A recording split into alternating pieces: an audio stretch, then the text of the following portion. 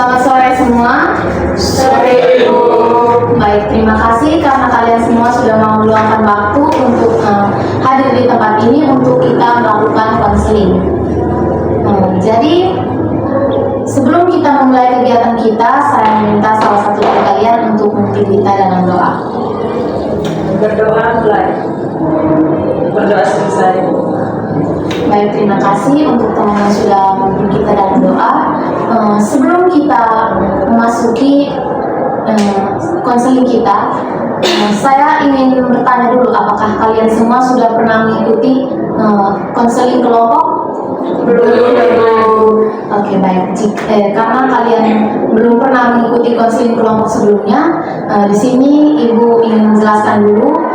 Jadi konseling kelompok sendiri ialah proses bantuan yang diberikan oleh seorang konselor kepada konseli dalam dinamika kelompok yang bertujuan untuk membantu anggota kelompok untuk memahami dirinya, mengembangkan kemampuan sosial, dan juga untuk mengatasi masalah pribadi melalui interaksi antara anggota kelompok.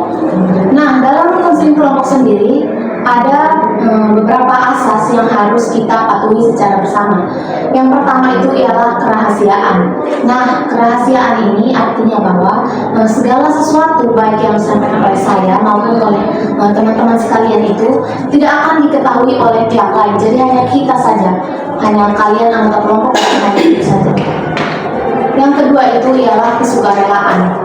Nah, kesukarelaan itu sendiri bahwa kalian itu datang ke sini tanpa adanya paksaan. Jadi secara ikhlas datang ke sini untuk melakukan konseling.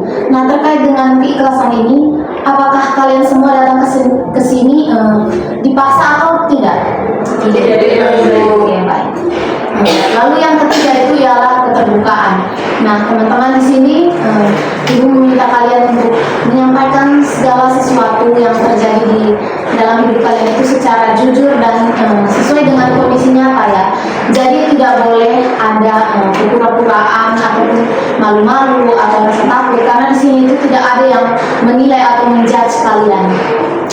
Nah, apakah kalian semua sudah mengerti dan memahami apa yang sudah Ibu jelaskan terkait konseling kelompok? Sudah Ibu. Oke, baik.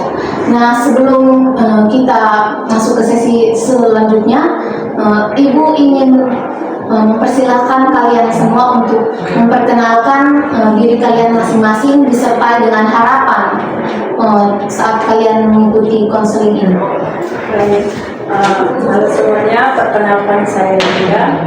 Harapan saya semoga saya bisa dapat solusi untuk mengatasi hambatan dalam proses perkuliahan saya.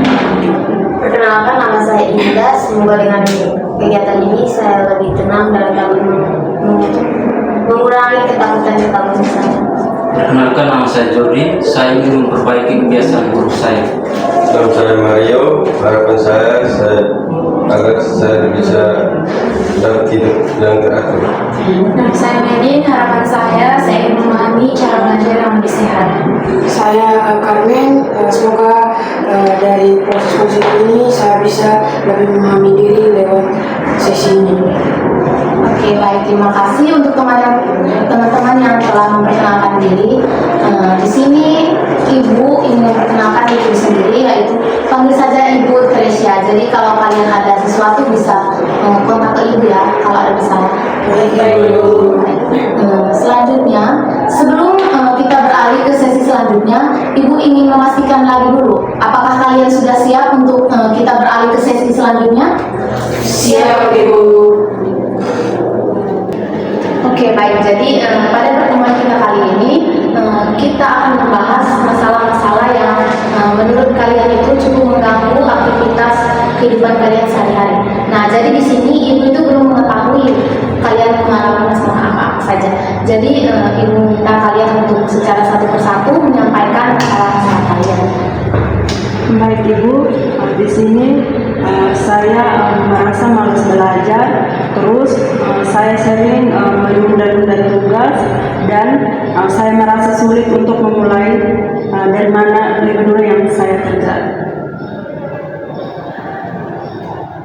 Baik Ibu, masalah saya di sini saya memiliki fobia tertentu di mana itu membuat saya cemas, terutama saat tamu di depan kelas.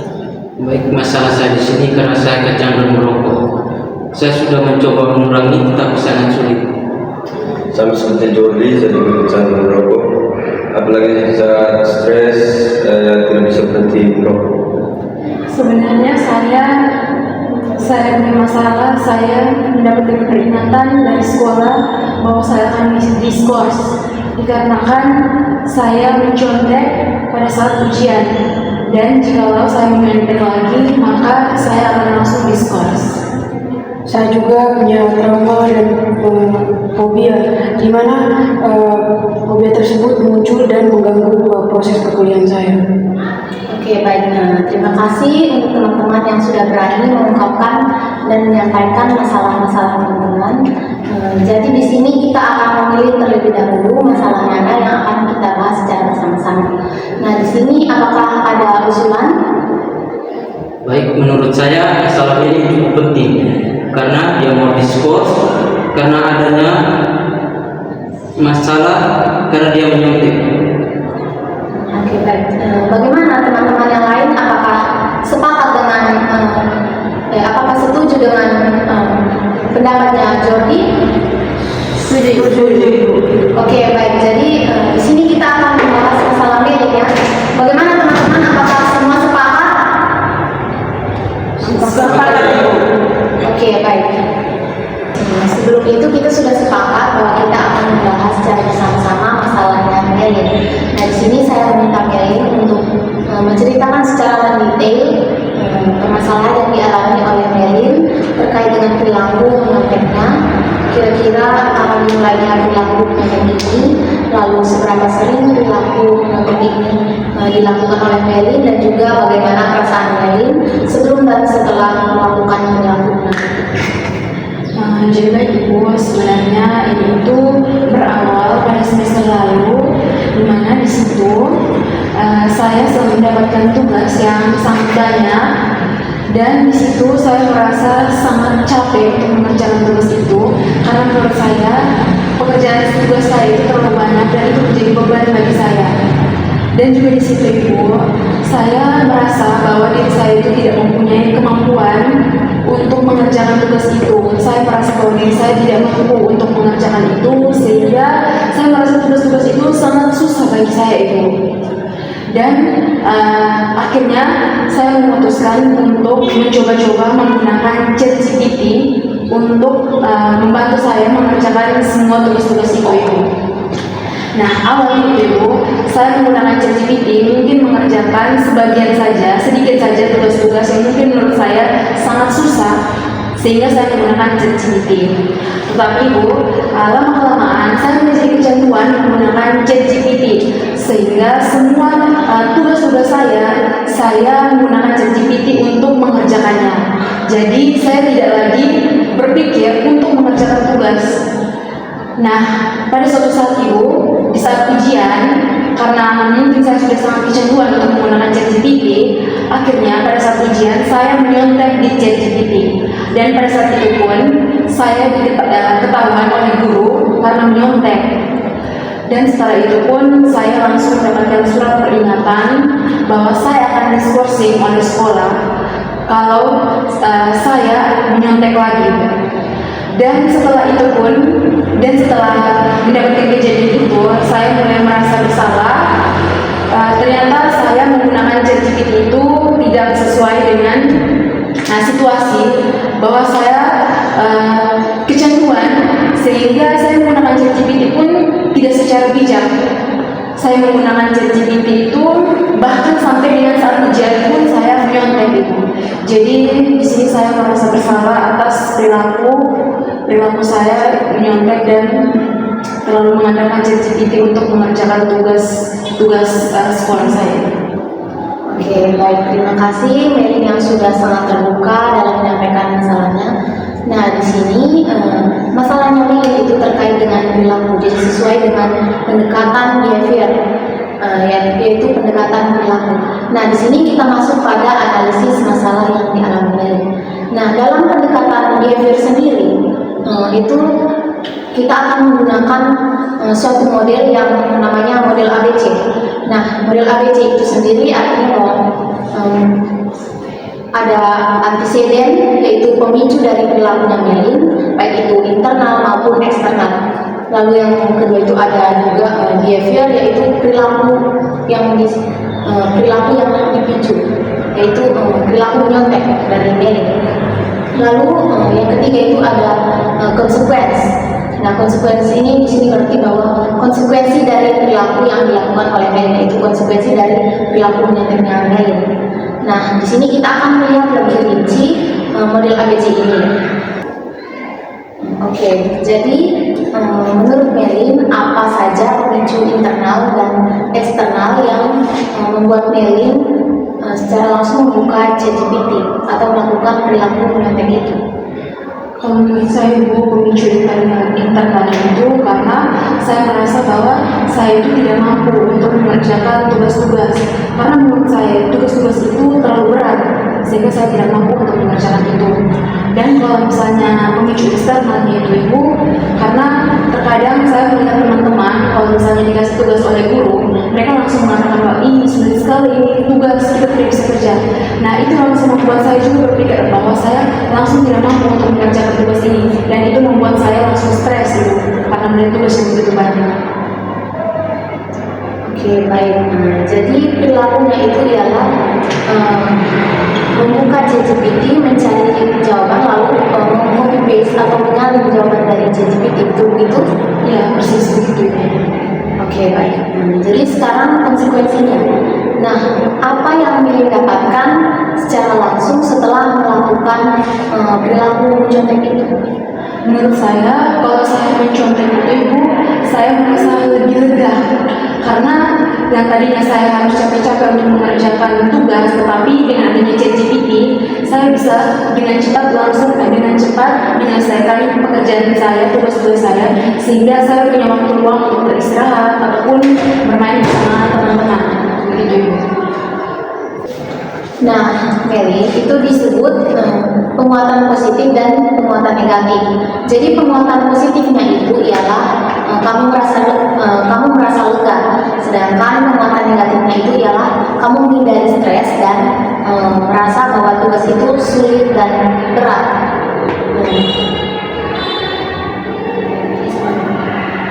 Nah, Melin, itu disebut penguatan positif dan negatif. Penguatan positifnya itu ialah kamu merasa sulit ini. Kan dia baca begitu. Ayo, laksanakan tugas dulu. Jangan Mereka bilang begitu terus. Oh iya. Kurang lagi. Nah, Melin, di sini hal itu disebut dengan penguatan positif dan juga penguatan negatif. Nah, penguatan positifnya itu ialah Melin merasa lega, sedangkan penguatan negatifnya itu ialah Melin mungkin menghindari tugas yang sulit dan juga menghindari stres. Nah, hal-hal inilah yang menyebabkan perilaku menyontek itu terjadi. Oh iya Ibu, masuk akal juga sih, makanya saya susah sekali berhenti untuk menyontek. Oke, baik teman-teman. Di sini saya membuka ruang aman untuk teman-teman memberikan pendapat tanpa menghakimi Melin. Saya pernah merasa buntu sekali. Jadi saya mengerti materi ini terasa mustahil. Tapi kamu hebat Melin, karena kamu sadar bahwa pola ini mau kamu ubah.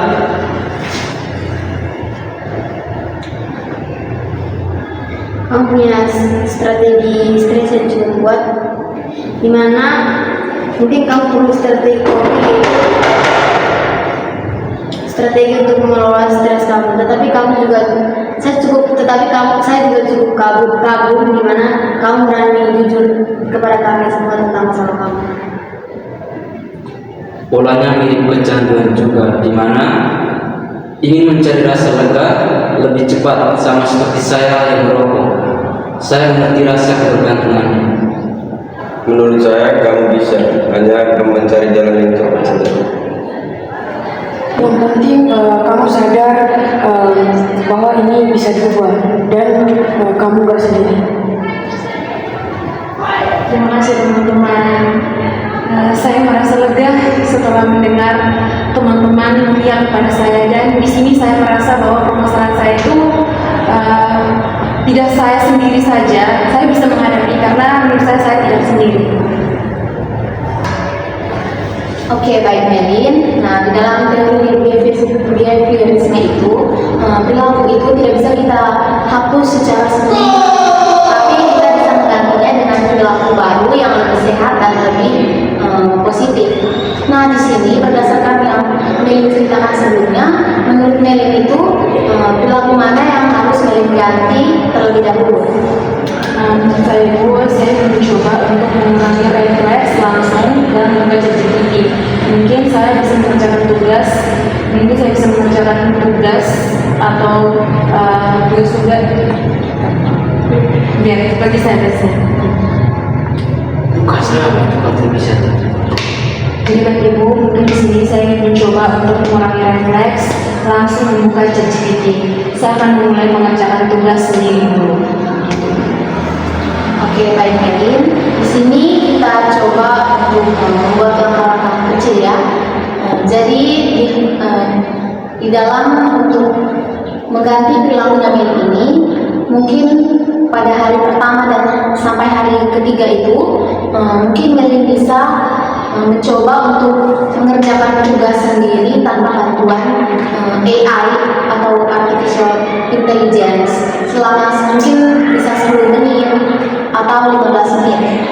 Lalu di hari keempat sampai hari ketujuh itu mungkin bisa meningkatkan durasi mengerjakan tugas tanpa bantuan AI-nya. Mungkin bisa 20 menit sampai 30 menit mungkin.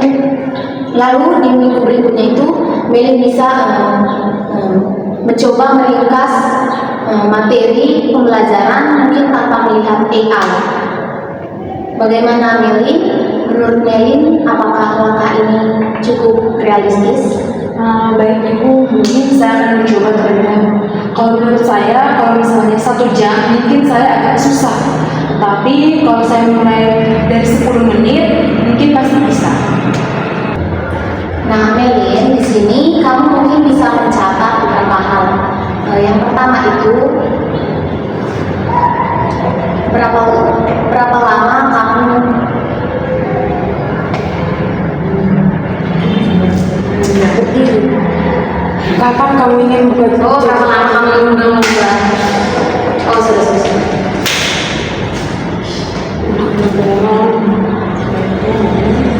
Baik, Melin, mungkin di sini kamu harus mencatat beberapa hal selama 2 minggu kamu mencoba melakukan modifikasi atau mengganti perilaku ke area musik itu. Mungkin kamu bisa mencatat berapa lama kamu sudah membuka AI, lalu kamu juga bisa mencatat perasaan setelah kamu berhasil mengerjakan tugas dengan menggunakan pikiran kamu sendiri tanpa bergantung pada AI. Baik Ibu, saya bersedia. Nah, baik Melin. Lalu di sini kita bisa menerapkan sistem reward atau self reward. Nah, di sini mungkin kamu itu bisa memberi hadiah pada diri kamu sendiri setelah kamu berhasil menunda menggunakan AI selama beberapa waktu.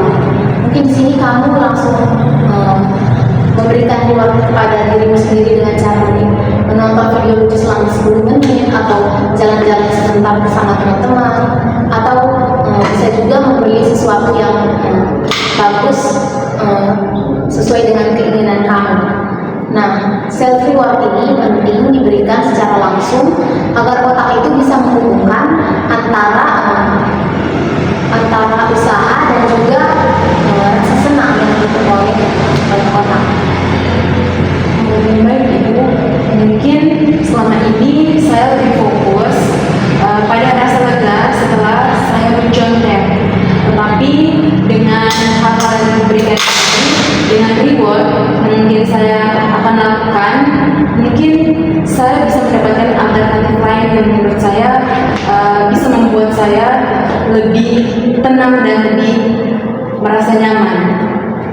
Nah, Merlin di sini untuk mengurangi memicu penyebab penyakit tadi, kamu mungkin bisa melakukan beberapa hal, yaitu kamu mungkin bisa menjauhkan atau meletakkan ponsel itu lebih jauh dari diri kamu saat kamu mengerjakan tugas. Lalu kamu juga bisa menetapkan timer sewaktu 10 menit untuk mengerjakan tugas secara mandiri.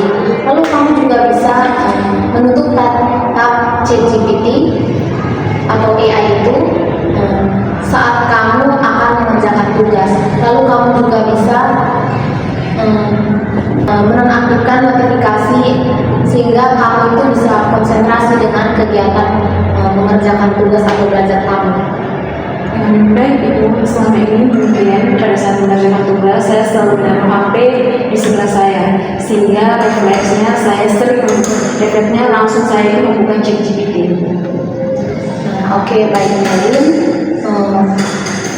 Lalu bagaimana perasaan kamu setelah kita telah membahas masalah kamu ini secara cukup panjang?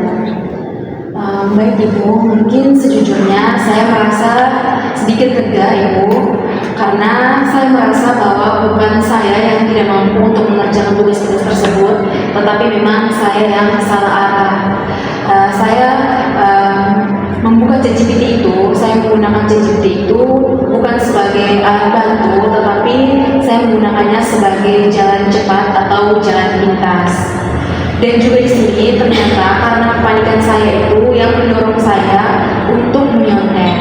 Selama ini saya berpikir mungkin karena saya malas saja, makanya saya menyontek, tetapi ternyata ada ketakutan juga di dalamnya.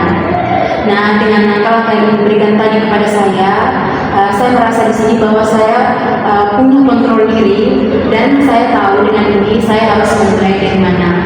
Dan di sini juga karena ada teman-teman, saya merasa saya itu tidak sendiri, karena mungkin sebelumnya saya tertutup atau tidak mau bercerita tentang permasalahan ini, tetapi di sini malah saya merasa saya lebih dimengerti. Sebelum itu saya ingin mengucapkan terima kasih kepada teman-teman. Begitu. Oke, baik teman-teman. Jadi di sini bagaimana menurut teman-teman? Kira-kira bagaimana caranya agar perilaku baru Mary ini semakin kuat? Baik Ibu, mungkin kita bisa bikin grup belajar kecil, mungkin seminggu sekali dan minimal 30 menit. Kalau kamu paling dalam mengerjakan tugas, kamu bisa cek saya agar kita bisa sama-sama menenangkan diri bersama. Saya juga bisa menjadi pengawas kecil. Kalau Mary mau belajar, saya bisa mengingatkan waktu kalau butuh. Kita bisa mengirim foto kegiatan belajar kita supaya sense of accountability. Aku bersedia bantu jelasin materi yang mungkin kamu rasa susah. Nah, terima kasih teman-teman. Mungkin di sini saya tidak merasa sendiri lagi. Saya akan benar-benar mencoba untuk mengubah perilaku saya itu. Baik teman-teman, pada hari ini kita sudah melalui proses konseling yang begitu panjang ya. Selanjutnya di sini saya ingin memberikan kesimpulan atas kegiatan yang telah kita lakukan pada hari ini. Nah, baik, jadi perilaku menyontek itu adalah perilaku yang tidak baik ya. Seperti kita ketahui, perilaku menyontek itu bisa menimbulkan masalah baru. Selain itu, perilaku menyontek itu juga bisa menimbulkan kurangnya kemandirian dalam belajar. Perilaku menyontek itu juga sabar. Saya langsung sampai saya omong. Kau tuh kamu dan tenang.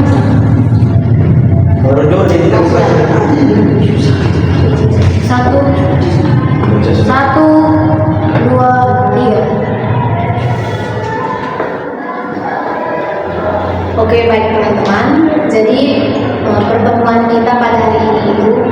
sudah melalui proses yang begitu panjang. Nah, di sini saya ingin memberikan kesimpulan terkait konseling kelompok kita pada hari ini. Nah, jadi perilaku menyontek itu merupakan perilaku yang tidak baik, perilaku negatif yang harus dikurangi. Nah, perilaku menyontek ini juga bisa menimbulkan masalah baru. Selain itu, perilaku menyontek ini juga bisa menimbulkan kurangnya kemandirian dalam belajar, karena individu itu maunya segala sesuatu dengan bergantung pada hal-hal seperti mungkin AI atau HP. Nah, jadi di sini kita itu harus menggunakan pemikiran sendiri dalam belajar, terutama khususnya dalam mengerjakan tugas-tugas. Lalu, menurut teman-teman, bagaimana perasaan teman-teman setelah mengikuti kegiatan konseling kelompok pada hari ini? Baik Bu, mungkin dari kegiatan kita ini saya belajar bahwa perubahan bisa dilakukan sedikit demi sedikit. Saya rasa kelompok ini aman untuk kita saling berbagi.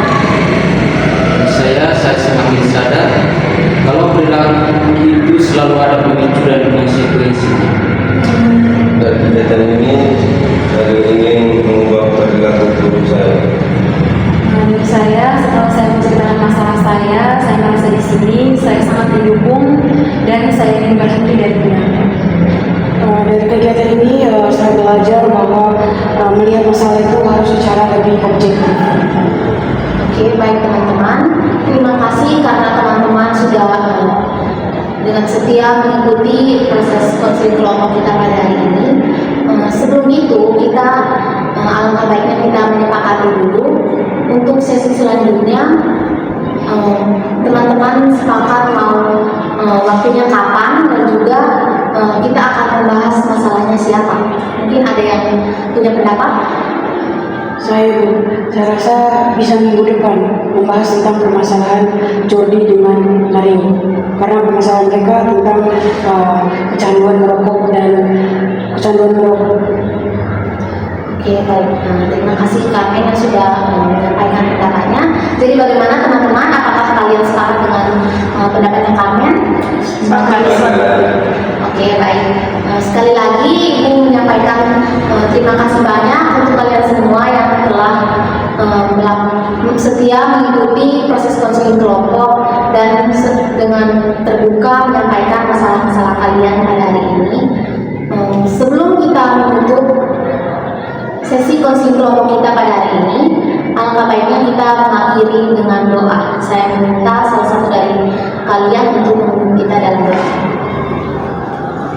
Baik, berdoa mulai. Berdoa selesai.